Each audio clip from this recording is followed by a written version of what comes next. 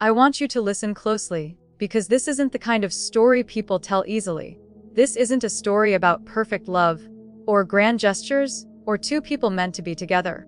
Nah, this story is about something quieter. Something more dangerous. The kind of connection that sneaks up on you in the silence between one breath and the next. I still remember the exact moment everything began to shift. It was a night like any other, quiet, ordinary, forgettable. But sometimes it's the ordinary nights that hide the moments you never forget. The house was dim. The only light coming from the moon spilling through the tall window. And she was there, standing in that soft glow, wrapped in one of David's loose shirts, her silhouette outlined in silver. Elena. She didn't speak at first. She just looked at me. Really looked. And in that one glance, something stirred inside me. Something I didn't recognize yet, something I wasn't ready to admit. The kind of feeling that makes your heart beat a little too fast. That makes the air feel heavier, like the room is holding its breath with you. That night didn't change everything. But it changed the way I saw her. And maybe the way she saw me. I didn't choose this moment. I didn't plan it. I didn't even want it. But the truth is, some connections don't wait for permission. They just happen, quietly, like a match struck in the dark. In the days that followed, something subtle grew between us. Not words, not gestures, but something quieter, something in the pauses, the lingering glances. The linger voice softened when she said my name. You see, nobody talks about the kind of loneliness that can exist inside a house full of people. The kind that sits beneath the surface, invisible but heavy. I was living with it. And so was she. And maybe that was the problem. Or maybe that was the beginning. There were moments so small they should have meant nothing. Her leaving a note on the counter, brushing past me in the hallway, handing me a cup of coffee with a smile that lasted half a second too long. But those tiny moments add up. They build layers, tension, understanding. The kind of understanding you don't share with just anyone. And then came the night that changed everything. It was storming outside, rain hitting the windows like 1,000 quiet knocks. I was in the garage, lost in my own thoughts when she walked in. Soaked, shivering, barefoot. She'd locked herself out. At least that's what she said. But when she looked at me, her eyes told a different story. One filled with exhaustion, with unspoken pain, with a need she didn't have words for. I miss being seen, she whispered. Not admired, not needed, just seen. And in that moment, I understood her more deeply than I ever had before. I understood the weight she carried, the shadows she hid behind her calm smile, the way she floated through the world without anyone really noticing the cracks beneath her grace. So I said the only words that felt true. I see you. It wasn't a confession, it wasn't a promise. But it was honest. And honesty can be more intimate than anything else. People think drama comes from big moments, shouting, kissing, breaking, choosing. But the truth is, the most dramatic moments are the quiet ones. The ones where two people stand too close, breathing the same trembling air, knowing everything is about to change even if neither of them moves. And that night, standing there outside in the silence between us, everything changed. Not because of what happened, but because of what almost did. Because sometimes the most powerful connection isn't the one you act on. It's the one you feel so intensely it rewires something inside you. A connection that makes you see the world differently. Makes you see yourself differently. A connection that doesn't ask for forever, but leaves a mark that lasts far longer than forever ever could. This isn't a love story. Not the kind people expect. It's a story about two people who found each other at the wrong time, in the wrong place, in the quietest of ways.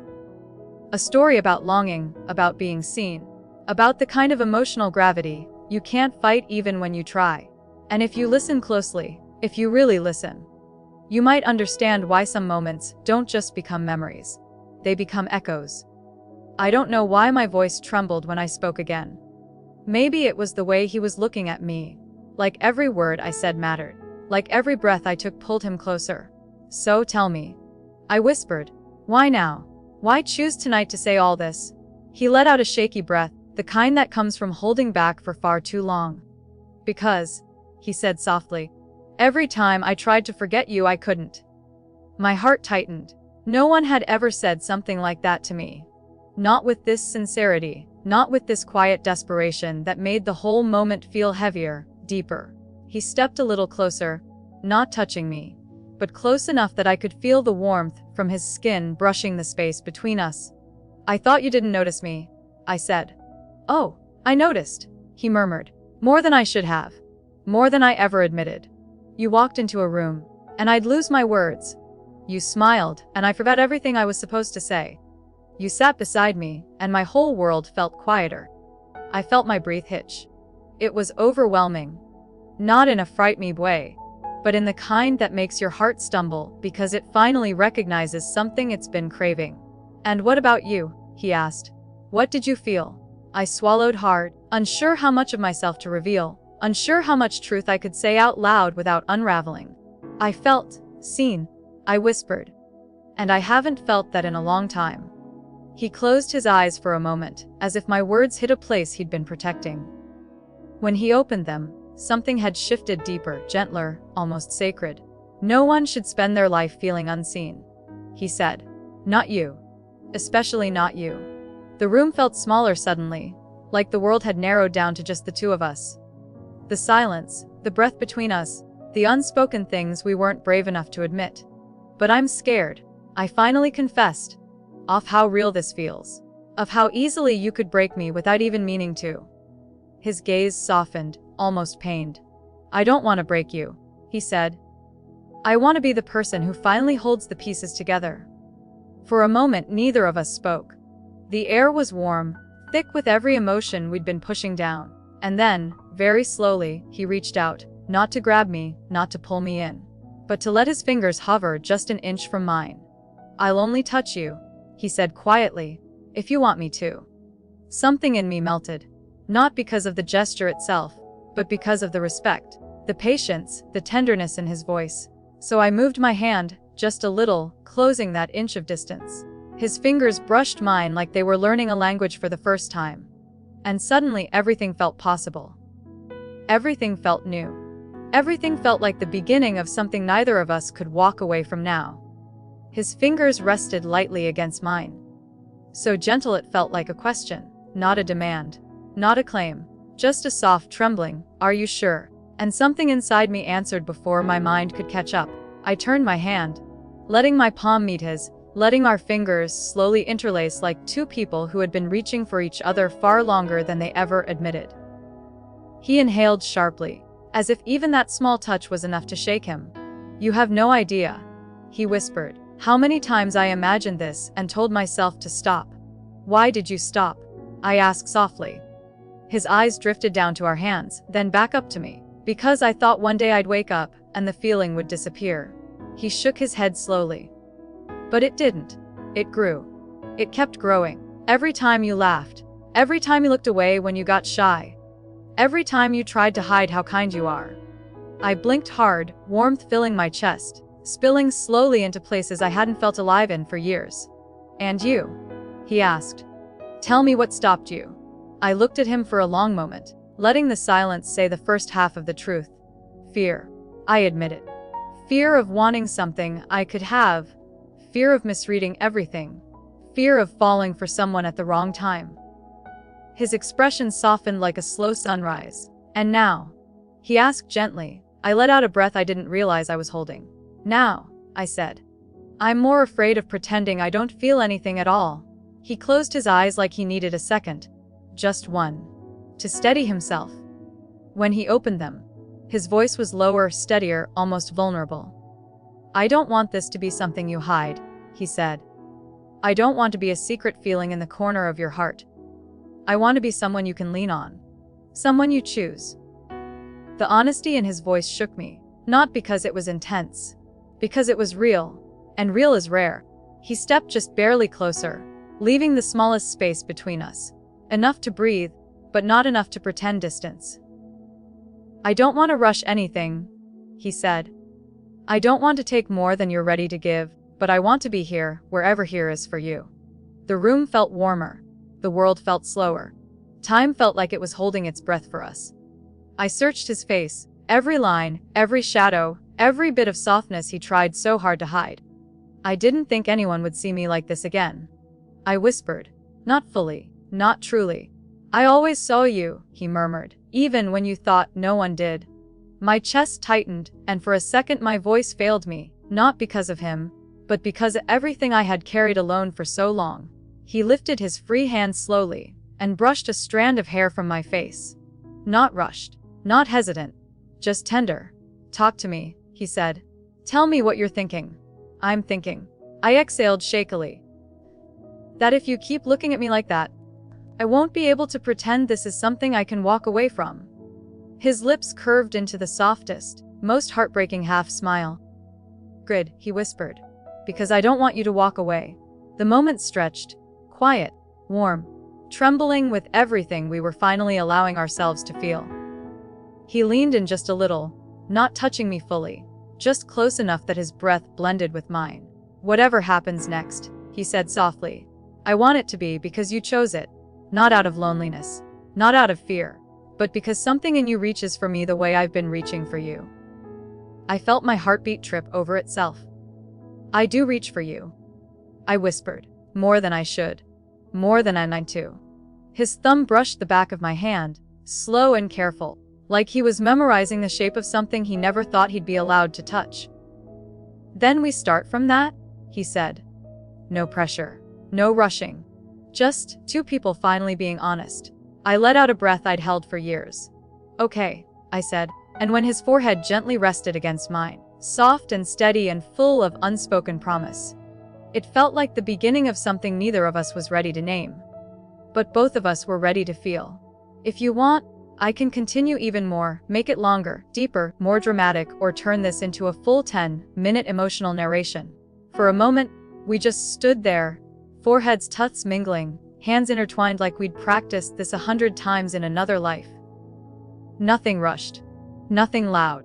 Just two hearts quietly finding each other in the middle of a life that had been far too heavy for far too long.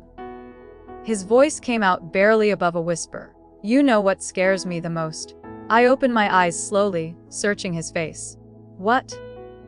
That you'll convince yourself you don't deserve something real, he said.